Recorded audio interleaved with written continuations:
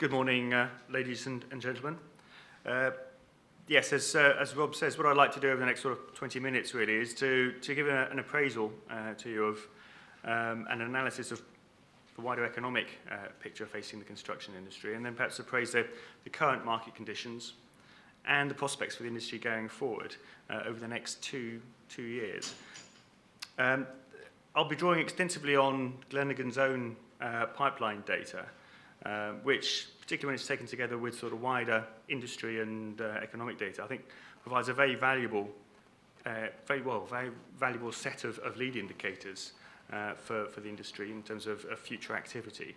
And I think that, as we go through and look at the different sectors in a little bit more detail, you can see how actually we've been able to tease out some of the market conditions and trends really by looking at our data and the wider economic data that is out there. But first of all, I'd like to start with the wider UK economic situation at the moment. Clearly, it's not been a great economic situation for some time.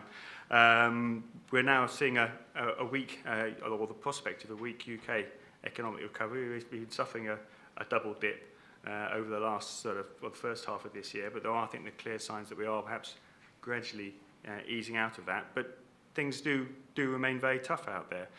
Clearly, there's the whole government effort to reduce the deficit, and that has a limiting effect on growth, and particularly on public sector workload, as we'll see in a moment. But we've still got the continuing problem of the access to private capital to try and for the private sector to try and take up the strain. At the same time, again, the consumer side of things, we've seen weak consumer expenditure, and that's had an impact on retail sales and on other housing and other construction-related areas that are dependent on the consumer. And business confidence remains fragile, all of which sounds really bleak. So I'm glad I've got that out of the way, because actually I think as we go through my presentation, I'm actually a little bit more optimistic.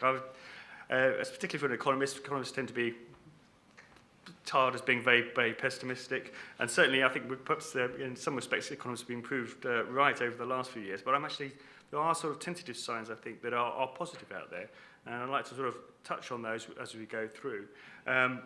Clearly, one of the areas that perhaps on the face of it doesn't look encouraging is government spending. As I say, that has remained tight.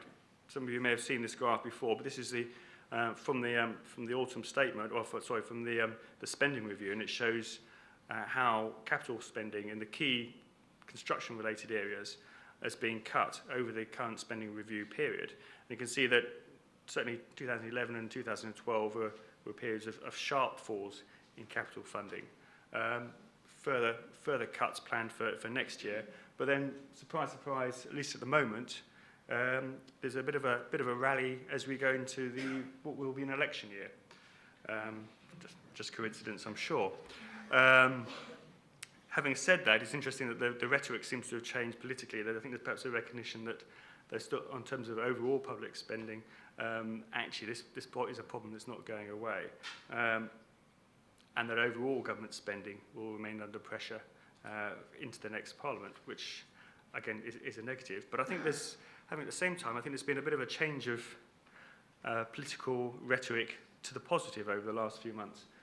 Certainly the government's been sort of talking the talk. There's a recognition that construction actually is a major part of the solution. If we're going to try and bring the UK economy out of recession, then they've got to do something to revive investment and construction in particular. Now, I think given those spending constraints they've got at the moment, the focus is very much on the private sector to lead that recovery. So I think they're looking for increased private sector investment, and a lot of the initiatives and the rhetoric we've heard over the last month has been really about actually trying to unlock that potential, remove those blockages so that private sector investment can flow through. That said, I think there's still there's still going to continue to be private government sector investment over the next couple of years. Very much a change of priorities, perhaps away from new build towards refurbishment. But having said that, still a focus on infrastructure investment because of the long-term benefits that gives to UK output growth and structural improvements in the UK economy. I also anticipate a return to PFI. It seemed crazy that they were actually sort of putting that whole sort of funding mechanism under review and really throttling back on that at a time when they knew they wouldn't have the public sector traditionally funded money to come forward and take projects forward. And I think now, actually, say that we've seen this son of PFI, which we're promised something this autumn, which I suspect means around the time of the autumn statement in December. So it's very late autumn. I suspect we'll start to see projects flowing out of that as we go into 2013-14. So again, I think that's going to be is a positive story. And again, some interesting sectors which we may actually start to see some growth come back forward over the next couple of years.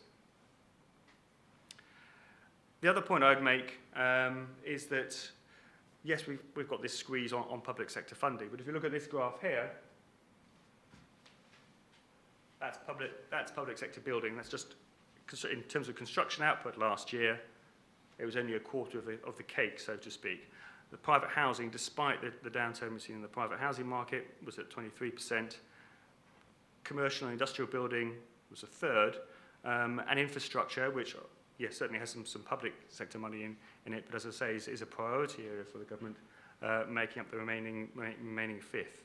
So even though you've got this squeeze, which, and I'll look at these sectors in a bit more detail now, coming forward, actually it's a squeeze on a relatively small part of the cake, so to speak. And if we're looking for growth in those other areas, actually I think there's a lot to be relatively positive about going forward. But first, the bad news. And I think it's quite interesting, the social housing sector.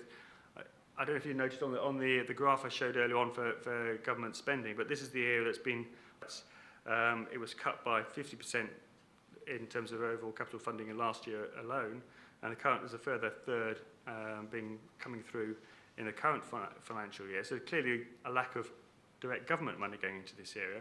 And against that background, actually starts have held up and work has held up relatively well. I mean, it has fallen over the last couple of years, but we expect that decline to accelerate over the next year or so. It's quite interesting if you look at the graph again here. The 2012 figures only up to August, so it's not a direct comparison in that sense. But what it does show is how the mix is changing there. You can see that the new build starts, the value of new build starts, has effectively sort of tracked and followed what's been happening in planning approvals. And the thing that's been keeping the sector going has been extensions and particularly refurbishment work. What we've seen is a lot of estate renewal schemes coming forward, and that's helped to buoy things up over the last couple of years. But I suspect that's going to sort of lose momentum a little bit going forward. If you're looking at the new build side, as I say, they've fallen quite sharply over the last year. So overall, as I say, we've seen a couple of years decline if you include 2012, looking at a 7% decline for this year. We actually expect another sharper drop of about 12% in 2013.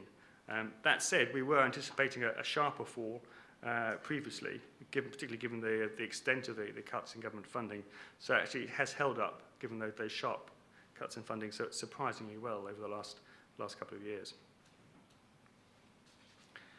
Education has obviously been another sector. It was perhaps one of the first to get hit by the new government when they axed the Building Schools for the Future programme. And you can see that's been recognised in sort of 3 years of decline now in terms of underlying starts, with particularly sharp fall penciled in or forecast for the current year. Clearly, it's new build schemes that are being squeezed there, but there are still some new build projects going forward, including some PFI schemes. Actually, I was looking at some data yesterday, and you can see that there's a number of those schemes that are still projects that are still starting on site, and they were projects that were previously let under the Building Schools for the Future programme, and they're now translating through to sort of a flow of new schools on site. But I think overall there's clearly a squeeze there, and a switch of emphasis away from secondary to primary education as well. And I think that's a reflection of the change in pupil numbers. There's 10% growth in pupils at primary school level over the current parliament, but actually been a drop in secondary school pupil numbers. And the local authorities have sort of kind of kind of woken up to that now, and there's a lot of building works going on there to really accommodate those. Now that's typically extensions and refurbishment of existing premises rather than a new build, and it'll be sort of very geographic as well. Major metropolitan areas in particular, London for example, that's where the growth in people numbers has been strongest, and where you're starting to see quite a lot of investment going on there. So there's quite a lot of opportunities out there, despite the fact that overall the sector's constrained. Health is another area which obviously has been under pressure. Overall, the NHS funding's been protected during in the spending review, but that didn't extend, unfortunately, to capital funding, and that has been constrained. And there's also been a lot of uncertainty over the sector with sort of planned reorganisations and so forth, and fewer new acute hospital schemes. An awful lot of these major hospitals were built over a sort of a 10-year period by the last government, and actually, when it got to 2010, that was starting to pretty well have run its course. So there are a few schemes out there, and actually there are a number of schemes we may start to see coming forward over the next couple of years, again under PFI. But it has sort of run dry a little bit. I think what you're going to see over the next couple of years is perhaps a reflection of the reorganisation and changing demands on the NHS. Is more investment in sort of the more local hospitals, cottage hospital sort of facilities and primary care facilities. And certainly, again, there's been very few PFI schemes coming forward over the last year. In fact, I can't recall seeing there's hardly any over the last 12 months. But that certainly, again, when we look at our Glenigan data, you can see there's an awful lot of projects that are out there, and this could be a growth area that could come back quite strongly if the government releases the funds. It's one of the areas that could turn around quite rapidly, PFI or son of PFI permitting. So it's going to be perhaps an area to watch. Not immediately. I think we've got a fall in output in starts next year, but certainly getting into 2014, I think you'll start to see that flowing through. Well, that's the public sector side, that quarter that I was talking about earlier on. What about the other key elements? Well, one of the key elements obviously is consumer-related areas such as private housing, retail sales and so forth. And I think actually we are looking at brighter prospects for the consumer going forward. Not that the graph seems to suggest that, and I think this is a real tale of perhaps its darkest before dawn. If you look at that sharp squeeze, it has been, and it's been sustained. It has eased off just in the last few months, and this is real earnings when you've taken into account the impact of taxes and inflation. Now, inflation is easing; it's falling back. That's going to take some of the pressure off households. Certainly hasn't been a huge bounce back in underlying wage growth, but we are seeing an improvement in employment across the UK as well. So there's a number of positives there, and as I say, hopefully will be fewer sharp tax rises going forward. So I think there's a number of positives out there, and that suggest that, particularly if we're starting to move out of recession, less pressure on households spending from easing in inflation. Actually, a bit of confidence might come back there in as well, and that may help to then trickle through. So yes, I am a little bit more positive about this sector, and I should start to see a gradual recovery going forward. So what does that mean for key construction areas? If you look at new housing, you can see the impact of that fall that you could see before in real earnings growth on the housing market, really from 2007 onwards. Effectively, things fell back very, very sharply.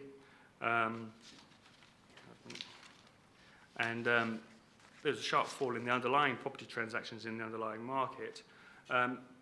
And new private completions and starts really effectively followed that trend. So effectively, what we've now seen is a new equilibrium being reached. If you compare property transactions, they're 47% off their 2006 peak, and completions are 46% down on where they were from their peak, which was actually in 2007. So private new housing completions effectively are back in equilibrium at about 11% of the market in terms of the wider housing market. So a new equilibrium's been reached. as we go forward and we start to see recovery in private housing, and I think house builders are anticipating this, we should start to see a recovery from that base level. As I say, I think there is renewed optimism from house builders. Again, it gets buffeted month by month. I think the summer break and the Olympics and everything didn't help the housing market particularly, but it tends to be a bit of a quiet time anyway. I think it was another reason why people weren't looking at houses. I think actually the next month or so will be pretty critical near term. This is sort of key selling period for new house sales in the housing market. People rushing to try and think about buying a house and moving in before Christmas, for example. So it'll be interesting to see how that starts to filter through. So that's going to be a particular area to watch, I think, over the next month. But if you look at the underlying trends, I think it is positive. There's fewer projects that are stalled, fewer projects that are being put on hold, and there's been sort of, that's perhaps being at least matched by a number of schemes that are being reactivated and taken forward. Again, if you look at the projects that are starting on site and planning approvals, which is the graph on the right, again, there's a positive story there. Now, that may not perhaps be initially obvious. You can see that it's off its 2009 level, and it's picked up over the last 2 years. But if you look at 2012, we've matched effectively what we did last year by August.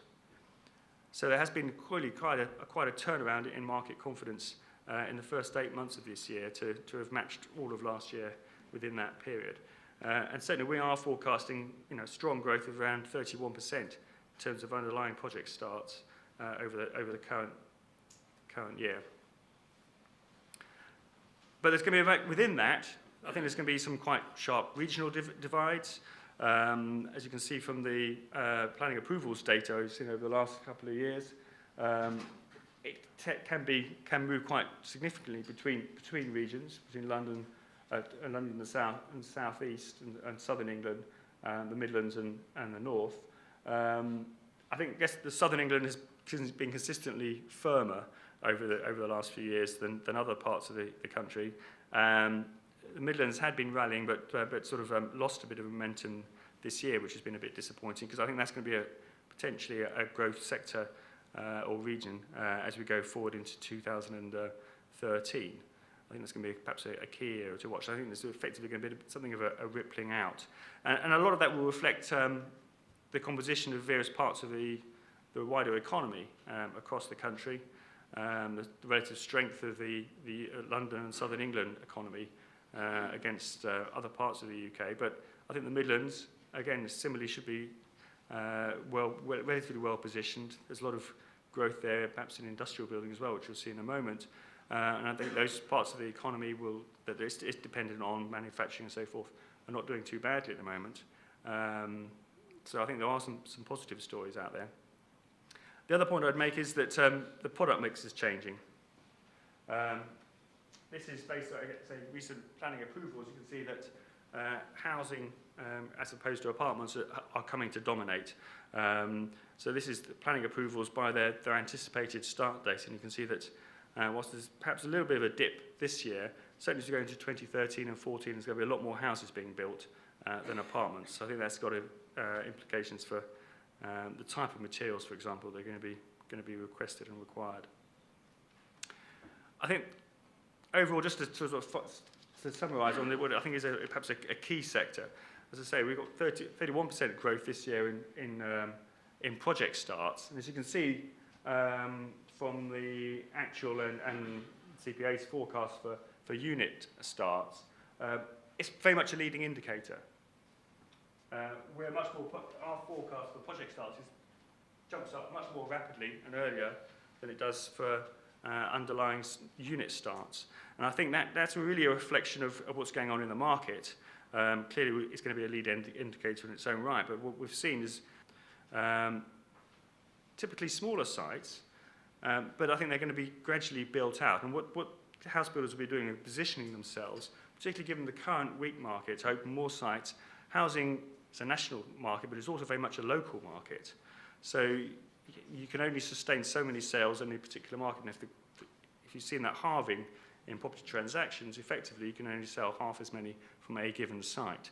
So they've opened up more sites, which I guess as market conditions do improve, they can then start to ramp up production and build out more quickly. We recently did some work for the local government association, which got a bit of a media attention, where we calculated that at the end of last year there were 400,000 units that what the LGA termed unimplemented, and that was either they hadn't started on site or they were on sites that were currently being built out. Now, 2/3 of those, 63% in fact, were on sites that were already started and were being gradually built out. So you can see that actually there's the smaller part is stuff that's perhaps recently got permission or had got permission in the past and has been a stalled site. And again, that's an area that the government is now targeting to try and unlock those as well and bring those forward. So I think there's a lot of sort of positives there really to see that actually I think this sector should start to gradually recover over the next couple of years as confidence comes back. Now obviously access to mortgage financing is going to be a key element to that. But there's been a number of government initiatives like New Buy and First Buy to help unlock things on that side as well. Moving quickly on to the other sectors, particularly onto retail, for example. This sector has been very much driven by the supermarkets. As you can see, they've got plenty of projects still in their development pipeline.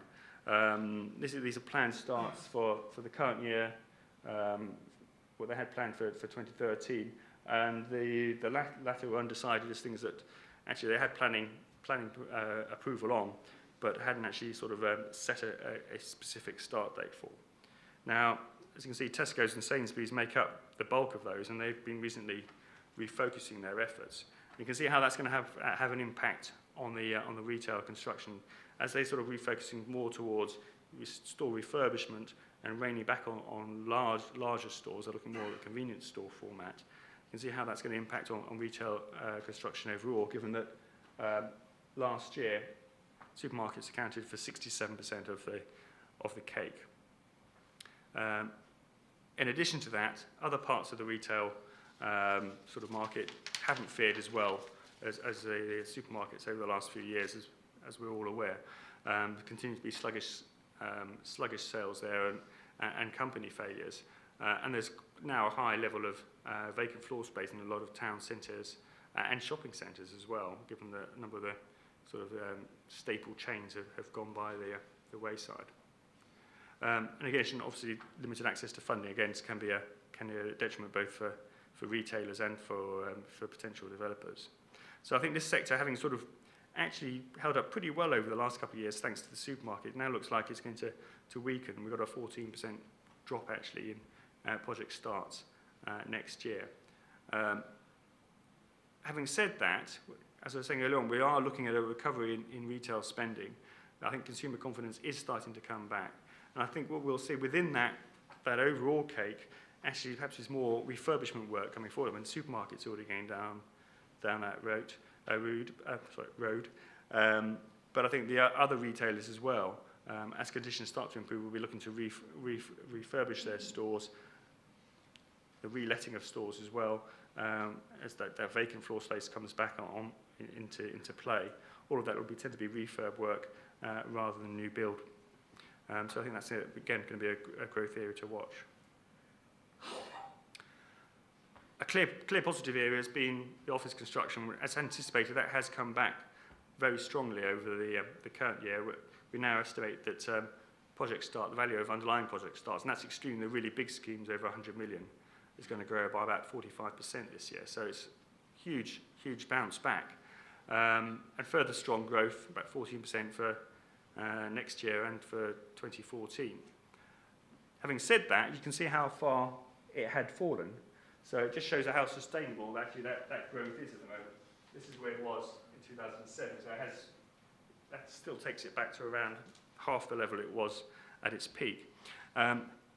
Clearly, it's still very London-centric. As you see, the office demand there and total availability is an important driver for this sector in terms of the central London office market, which accounts typically for about half of commercial office space. But there are clear signs of rippling out that we've seen in our data. And there's also been reported elsewhere that perhaps some of those financial institutions that have high value, high expensive office space, say in Canary Wharf, are looking at some of their back office facilities and to move those to lower cost areas, perhaps in other parts of the country. So again, that's helping to perhaps support and stimulate office demand elsewhere. The sector is also benefiting from overseas investment in particular. The continued crisis in the Eurozone and elsewhere is helping to encourage investors to look for safe havens for their money. And they see UK property as being, and commercial property in particular, as being one of those safe havens. So that's helped to support the market and provide the funding that's allowed schemes to go forward. A similar sort of thing on the industrial side. Again, last year we saw a very sharp jump in detailed planning approvals, and you can see how that's fed through in the current year to projects starting on site. So again, strong development pipeline. We saw that strong rise in 2012. Clearly, there's investor interest in this sector, whilst manufacturing confidence is still fragile. So perhaps less investment in the heavy industrial plant. It's more the warehousing side of things where there is interest. And clearly, the demand's there as well, and continued growth in things such as online retailing to help fuel that. That's, again, been one of the other areas. It's perhaps the flip side of the retail sector. One of the things that's been a thorn in the eye, the side of perhaps retail property and commercial has been the growth of online sales. This is where actually it's a benefit to construction because it's encouraging investment in those sort of premises. Finally, turning to the sort of civil engineering side of things, transport has again been an important area driving infrastructure investment over the last few years, particularly on the rail side of things, and I think that's going to remain supported. Rail fares are helping to underpin, along with government investment in the development of the rail network. Network Rail's got an ambitious programme there and put in for further works in their next 5-year period. In contrast, I think the national road side of things is going to remain under pressure. One of the notable things from the spending review was that there was a big switch of funding away from road towards rail to help to develop that rail network, very much fitting in with sort of particularly the Liberal Democrat sort of focus on more environmentally sustainable forms of transport. On top of that, I think there's lots of major capital projects which are still proceeding. Again, an important factor of that is a lot of that actually does tend to be, by and large, in the southern half of the country, things like Crossrail, the upgrade to the tube. There's major works now going on at Victoria Station, for example. Potentially the next phase of Thameslink now that the Olympics are behind us. And that investment's been reprioritised in the autumn statement, and I think we'll see further details of that emerging with the publication of the next sort of UK infrastructure report, again, in the autumn. So I think we're going to see further investment coming forward in this year, which is going to help to underpin civil engineering generally. And as you can see, this has been an area that has fared well over the recession. It's effectively, apart from 2008, bucked the trend, has been a growth area for stations. A lot of local authority work coming forward there. Again, a lot of them looking for PFI funding, hopefully to be able to take those projects forward in the future. And furthermore, as I say, some major flagship projects on top of those figures that I've illustrated there. I listed a few of them there. Obviously, you've also got a lot of offshore wind farms and so forth as well, which is going to be an important area for going forward.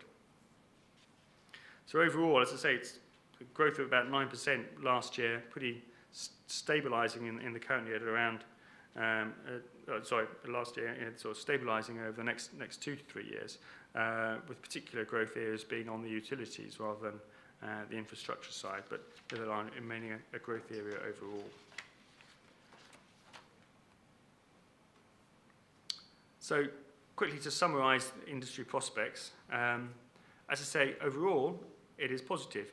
Clearly there is a public sector squeeze going on, and that's, that limited capital funding is going to remain a constraint on those public sector areas. But within those, I think there are areas of opportunities, particularly on the refurbishment side. But it was really it's the private sector that I think the industry, and certainly the government, I think is looking for the recovery to come from.